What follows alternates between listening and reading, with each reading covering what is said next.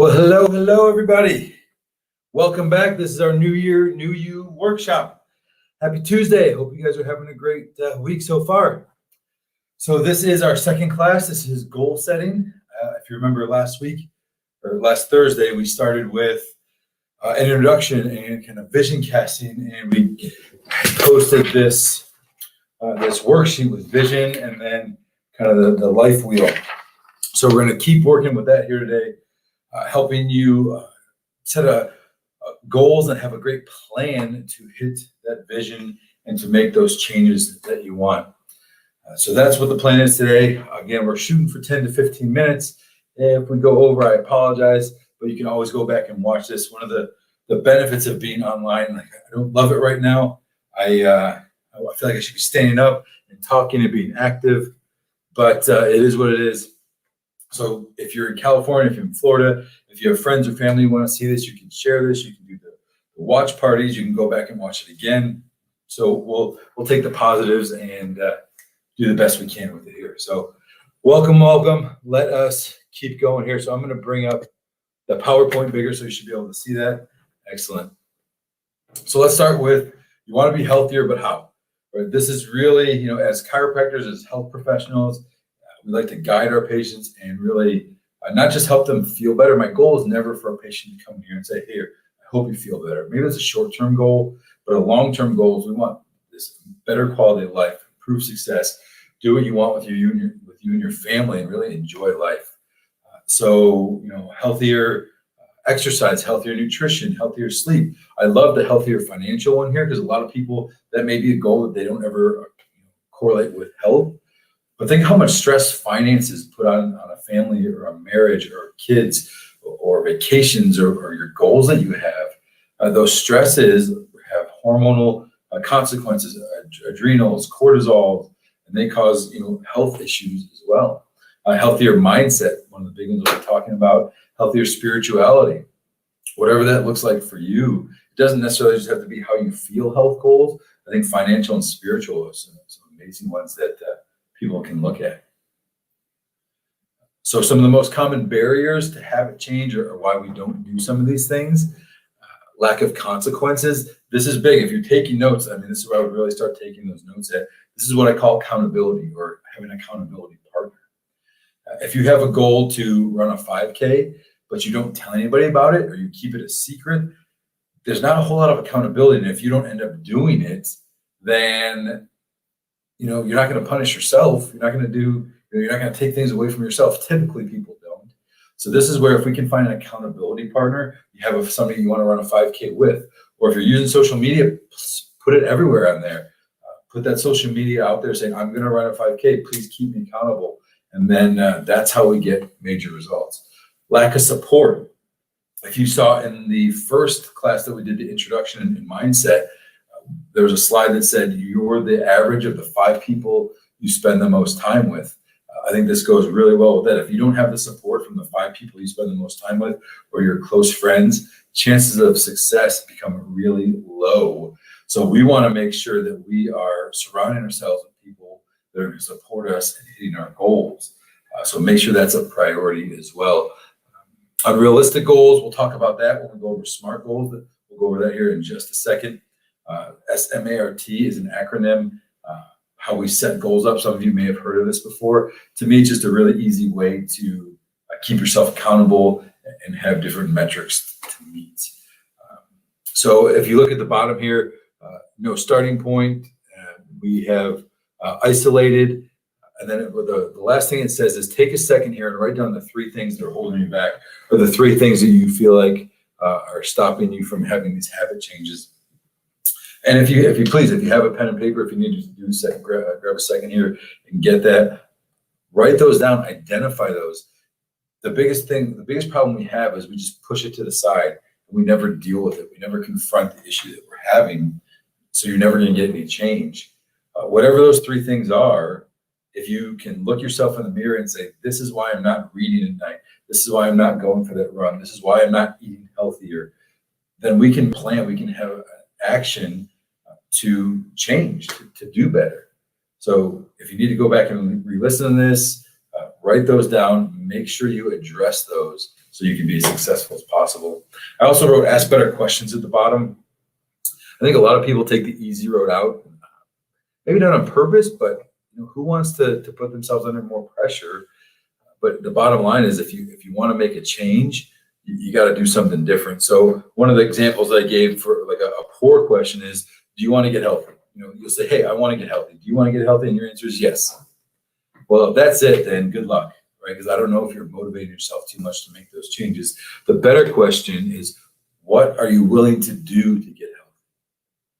Totally different mindset, right? Do you want to get healthy? Yeah, of course. Well, what are you willing to do to get healthy? That's the better question. I want to go on vacation. Well, what are you willing to do to go on a better vacation? I want to run that 5K. What are you willing to do to run that 5K? What are the sacrifices you're ready to make? Are you ready to put financial investment into it, time investment into it? What are you willing to do to make those changes? Oh, we got some people out here. Cheryl, Jill, good to see everybody. All right, welcome. Share this with your friends. Let's get some big changes all across the community here. I'm excited. So yes, ask those better questions, and you'll get better answers, and you'll be the successful person that we know you can all be. This is a great quote. I wish it was my quote. It's not. The italics in there, the part I added. But if you talk to anybody, life is hard. So this is called choose your hard. Marriage is hard. Divorce is hard. Choose your hard. Obesity is hard. Being fit is hard. Choose your hard. Being in debt is hard. Being financially disciplined is hard. Choose your hard. Communication is hard. Not communicating is hard. Choose your hard.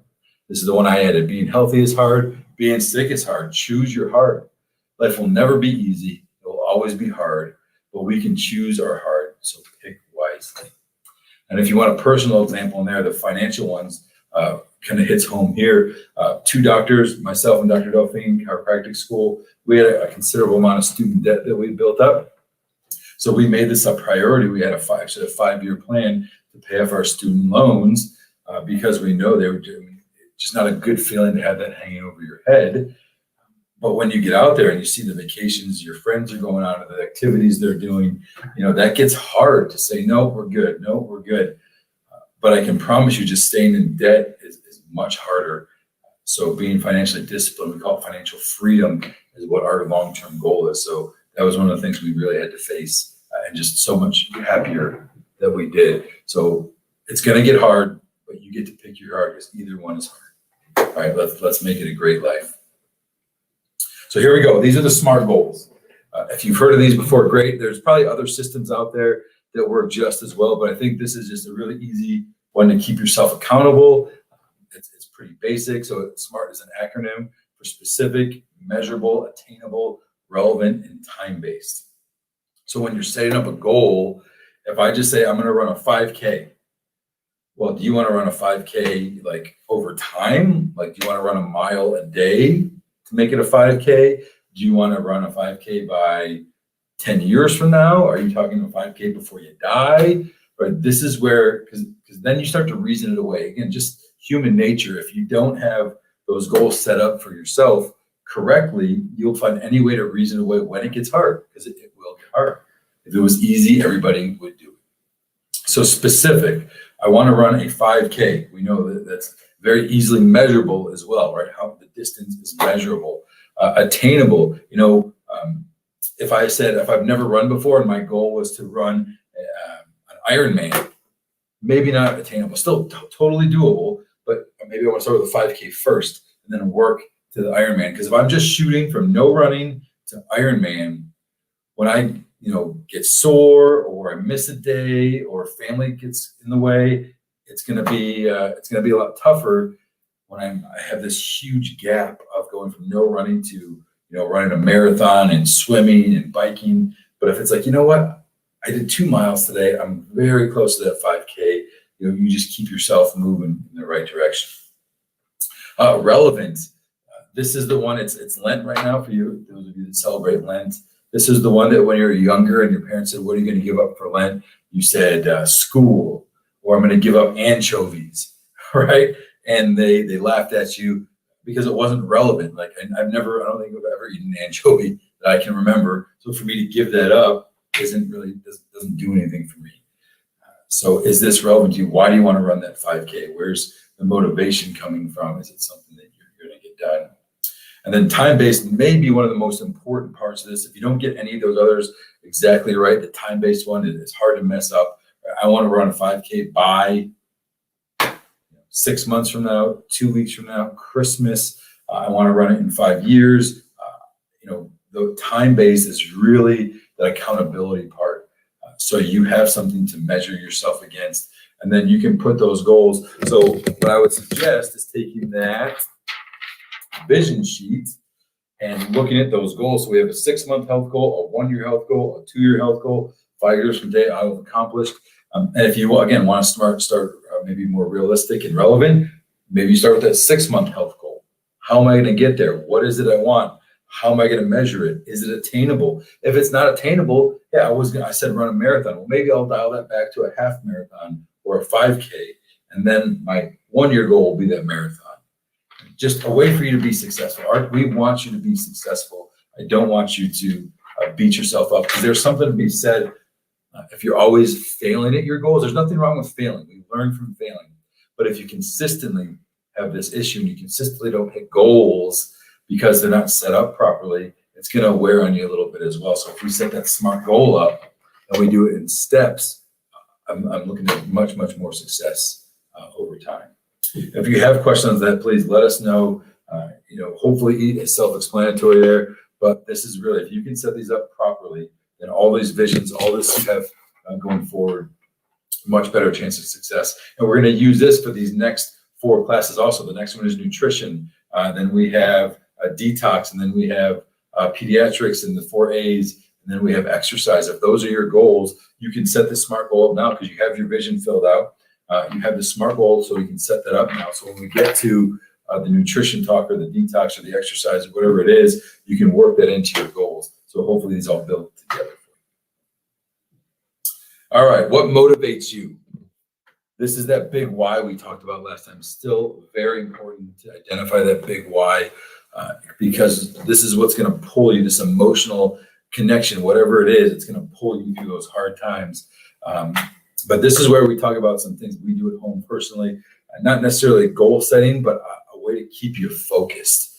So war planning, if you read at the bottom, war planning, dream boards, journaling, meditation, those are some of the best suggestions I can help you with.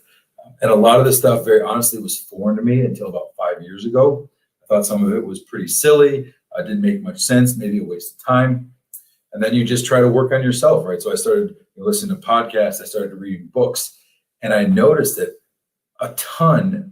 overwhelming majority of super ultra successful people, they meditated, they journaled, they had some sort of way to keep themselves organized, right? And I was like, holy cow, why am I trying to swim against the grain and reinvent the wheel when this is a great way to do it? And return on investment, holy cow, journaling, what's the cost for a piece of paper and a pen?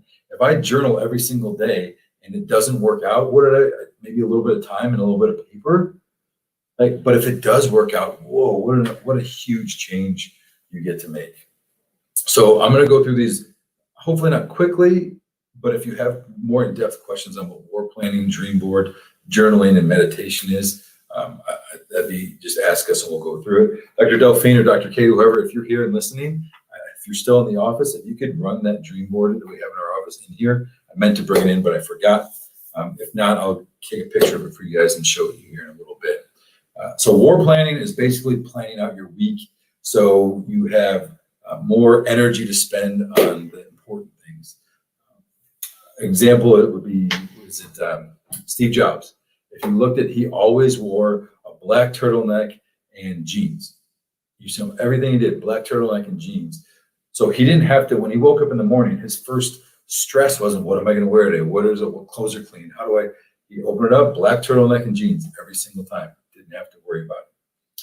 So for us, war planning is like blocking out your day so you don't have to think about these basic things. And then you have more energy to deal with kids, to deal with difficult decisions, to face the hard part of your goals, right? When you want to go work out and you're dog tired, right? You have more energy to do that.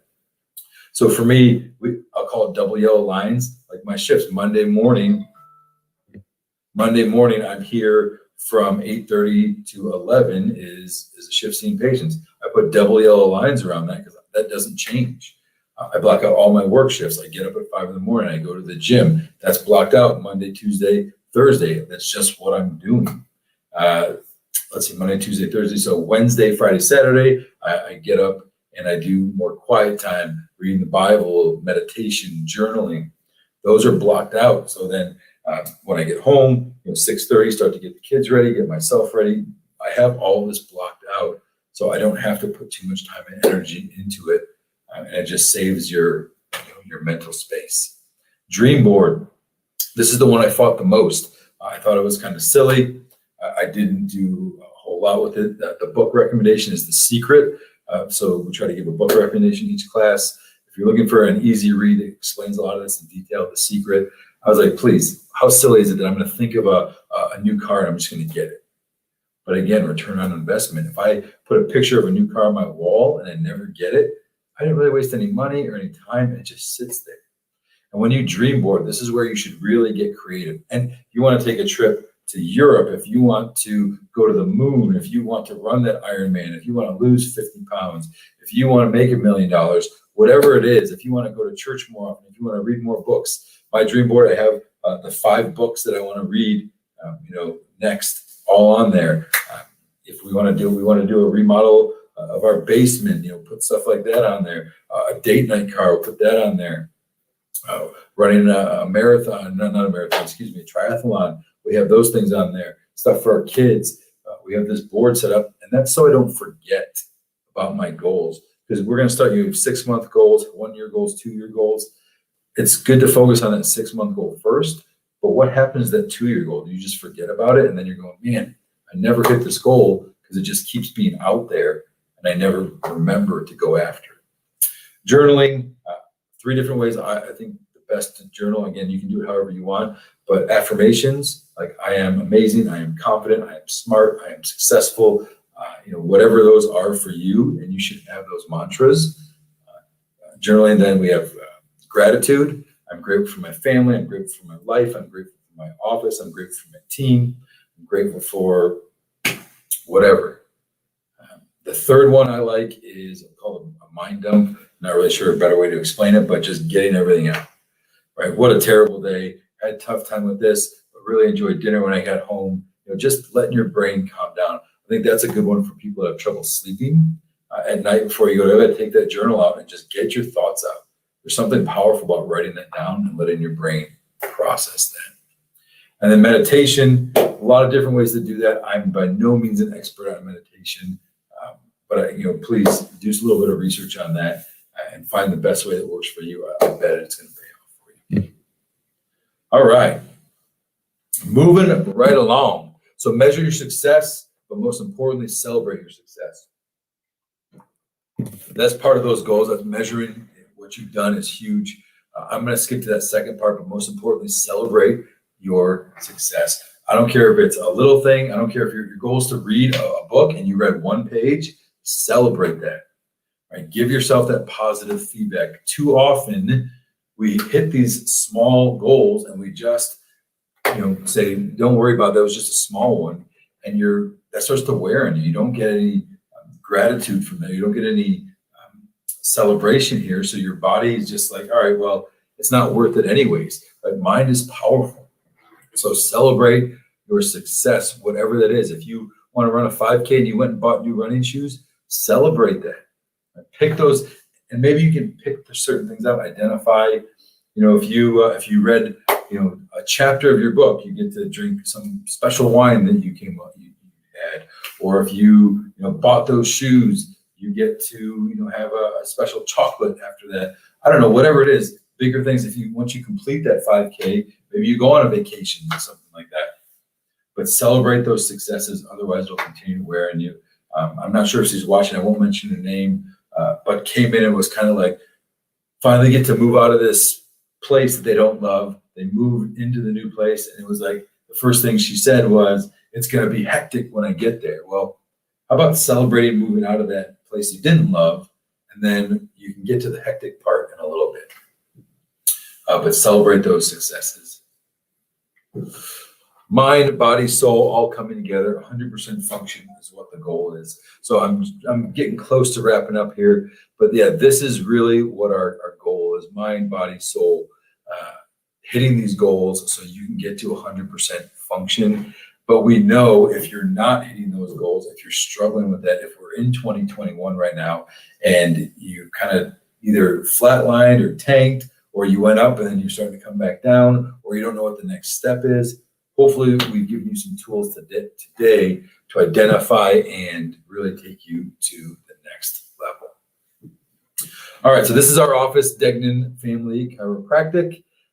mybarringtonchiropractor.com. There's our phone number. If you'd like to get in touch with us, if you have questions for us, if you're already a patient, please ask those anytime you're in. We'd love to help you with that. These videos they'll live on Facebook Live or Facebook. They'll be on YouTube.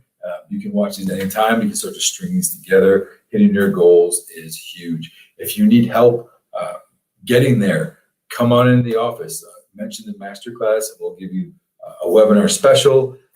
Please get in touch with us, newsletters, Facebook, YouTube, our website, so we can stay connected and help people get successful. So this was our second class here. I think I corrected these dates. I think some of the dates might have been wrong last time. So we're going to do Eat Great to Look Great on Thursday. That'll be at 11 o'clock. That's going over nutrition, keto, paleo, vegan, intermittent fasting, any questions. So bring your questions for us. That's probably going to be one of the more popular ones. We want to, however you want to eat, whatever the goals are, we want to make sure we cover that so we can get you moving in the right direction.